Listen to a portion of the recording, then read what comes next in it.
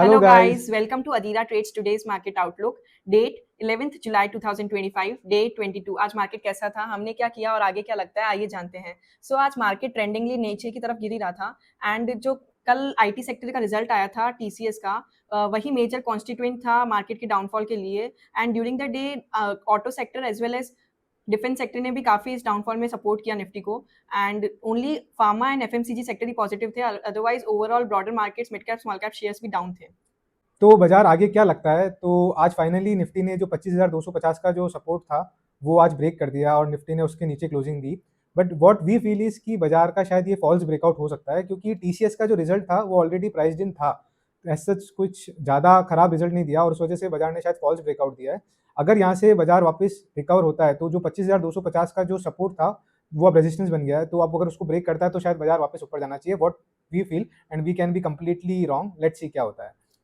आज हमने क्या किया। जो कल हमने कुछ पोजीशन से स्टार्ट किया था उसका आज ऐसे लेट हो गया बिकॉज मार्केट डाउन था।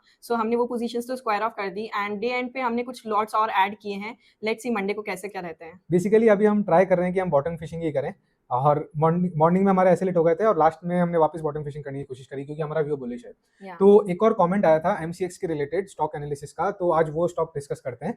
तो बेसिकली जो स्टॉक है वो एक्सचेंज है, कैपिटल मार्केट स्टॉक है और काफी फ्लेवर में चल रहा है, बीएसई, एमसीएक्स और अदर कैपिटल मार्केट्स भी। तो बेसिकली इस स्टॉक के अंदर सेक्टर टेलविंड है और कंपनी मिड कैप स्टॉक है, 41,000 करोड़ का मार्केट कैप है और कंपनी काफी ज्यादा मुझे एक्सपेंसिव लगती है, 73 का पी है। तो इस टाइम पे लेने जैसा तो नहीं है, मे बी ये कंपाउंडर बन सकता है। अगर आपका 5 साल 10 साल का व्यू हो तो ये आपको एक कंपाउंडिंग रिटर्न दे सकता है। एज सच मल्टी बैगर वाला स्टॉक नहीं लग रहा है ये।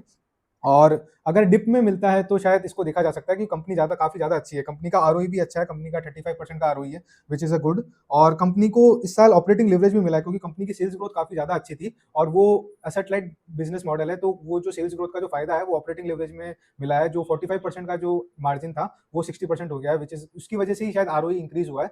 और कंपनी की सेल्स ग्रोथ भी काफी अच्छी कर रही है, मैनेजमेंट भी काफी न्यू प्रोडक्ट्स लॉन्च कर रहा है। कंपनी की जो सेल्स ग्रोथ है 3 साल की वो 45% है, वो कहीं ना कहीं इसको जस्टिफाई करता है 74 की पीई को, विच इज गुड। बट यहाँ से कंपाउंडर बन सकता है, एज सच कोई मल्टी बैगर स्टोरी नहीं है।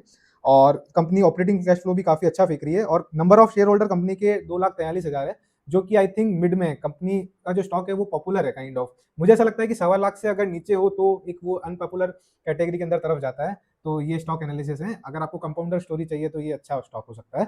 और अगर आपको और स्टॉक का एनालिसिस करवाना है तो do comment it down, we will definitely try to discuss in next video. आज का यही था। अगर आपको हमारी डेली जर्नी इंटरेस्टिंग लगती है तो please like share and subscribe our channel. कल फिर मिलेंगे न्यू ट्रेड्स और न्यू लेसंस के साथ। Till then stay calm, stay discipline and trade smart with अदीरा। Thank thank you. यू।